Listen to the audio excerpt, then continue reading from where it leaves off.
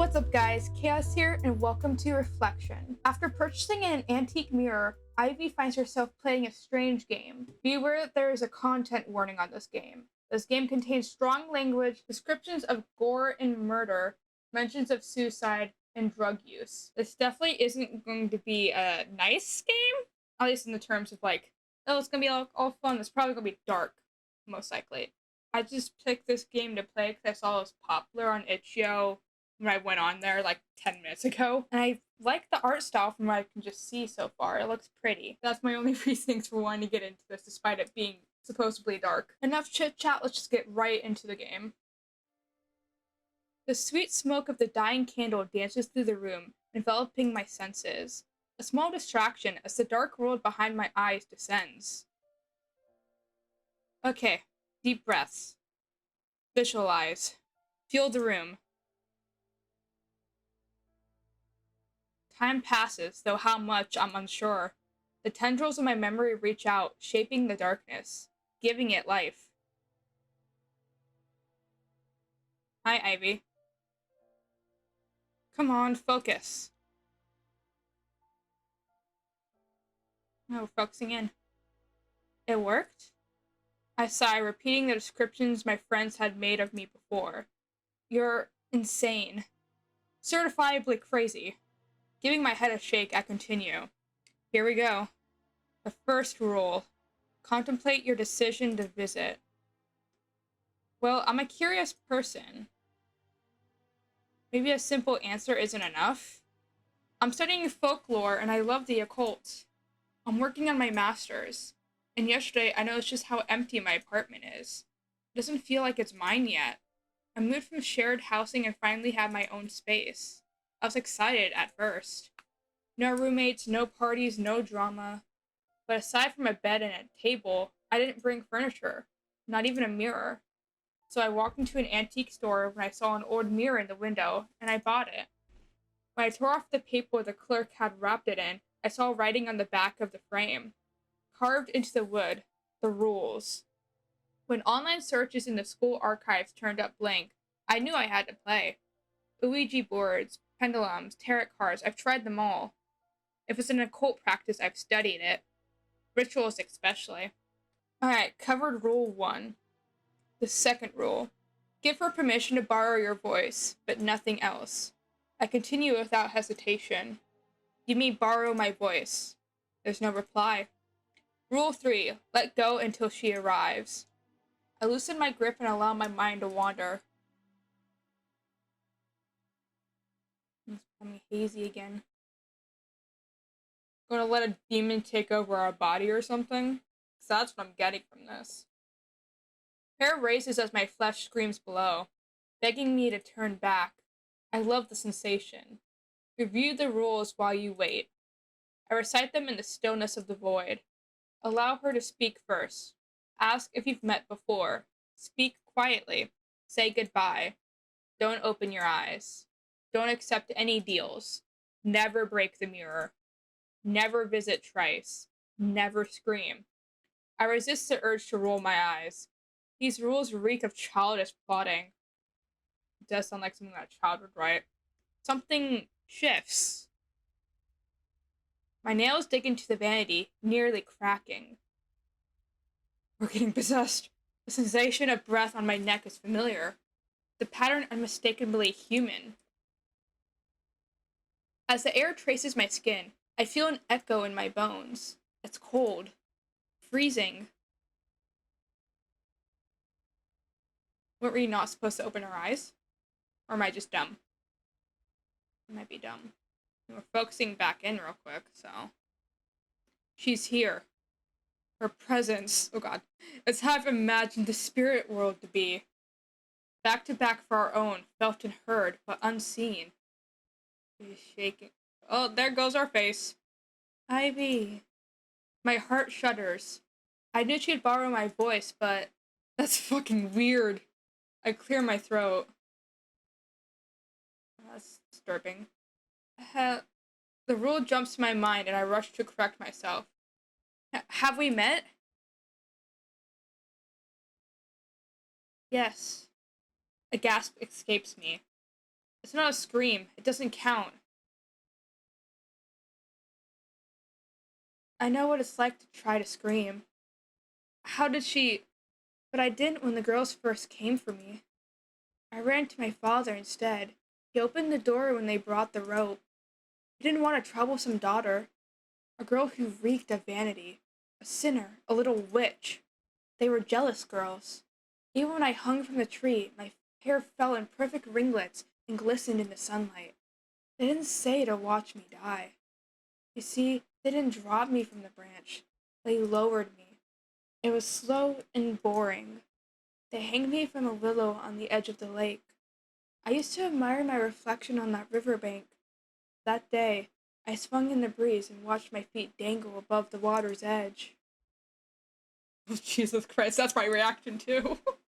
I saw my eyes bulge and my tongue beg to leave my throat.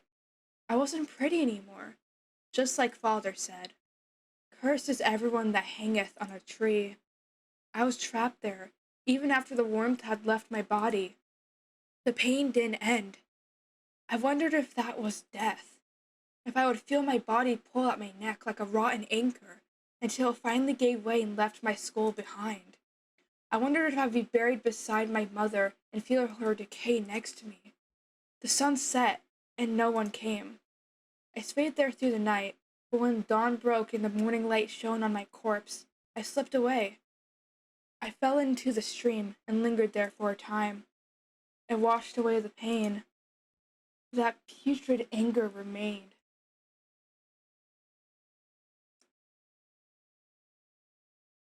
Jesus fucking Christ. Now I visit girls like me, the ones who watch themselves die slowly. My throat tightens.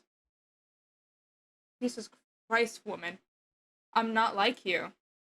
Goosebumps trace my spine as she laughs. Do you remember the bridge? Those girls were just like the ones that tied the noose. They wanted to watch a pretty girl die, and you wanted to make them smile. You thought they were your friends.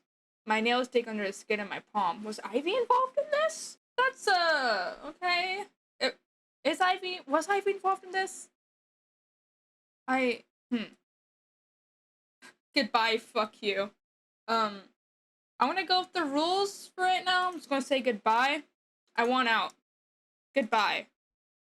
You're afraid because you remember. I was in the river when you jumped, just beneath the surface, waiting with arms outstretched. Our eyes met as you plunged below. We met again shortly afterwards. I glanced at you from the bottom of a bottle. You took those pills from a stranger's hand and dropped them on your tongue. You felt pretty when you did that. I watched you drown them in liquor. Now you're here, ready to die. No! What did those girls call you? Daredevil? Thrill seeker? Junkie? Suicidal? They weren't wrong. The things you did to make them laugh, to make them like you. You knew what it could cost. And every time you survived that plunge, you climbed higher, always searching for happiness in others when you can't scratch the surface of your own. You're a parasite. I shake my head. I wasn't trying to kill myself. Don't lie. I've been watching. Every risk. That jump. Those pills. Summoning her. I did it willingly. I liked it. May not be suicidal, may just have absolutely no care for your personal well-being to the point where it's like, hey, if death happens, it happens, whatever. It's just reckless abandon where you just don't care about yourself, but you're not at the exact point where you actually want to actively die yet, you know? You just need to bring the rope. Trust me, you'll love the feeling. It's better than every brush with death. Give me your hands. I'll do it for you. The rules. Give her nothing else. I won't let you. Don't be scared. It's fast, like cliff jumping. Give me your eyes. Don't give her your eyes. No! Maybe I was wrong. You're not ready. But I want you to stay. Oh, did we break the mirror? Or did she break the mirror? The sweet crash of glass shatters my focus. My hand trembles as I reach out, refusing to open my eyes. To my relief, the mirror remains intact. As I lower my hand, I feel it. A braided necklace tightening. So pretty. I have a gift for you. Let me get the clasp. Please, I won't visit again. What's happening? Didn't we say the glass was intact? The noose tears into my soft flesh with a burning touch. I can't breathe. I'm going to die. I don't see a noose. What? What's happening? I'm the confusion. Oh, sweet Ivy. I promise you will. I know you. The next time you visit, you'll give me your hands willingly. We'll jump together. But for now, goodbye.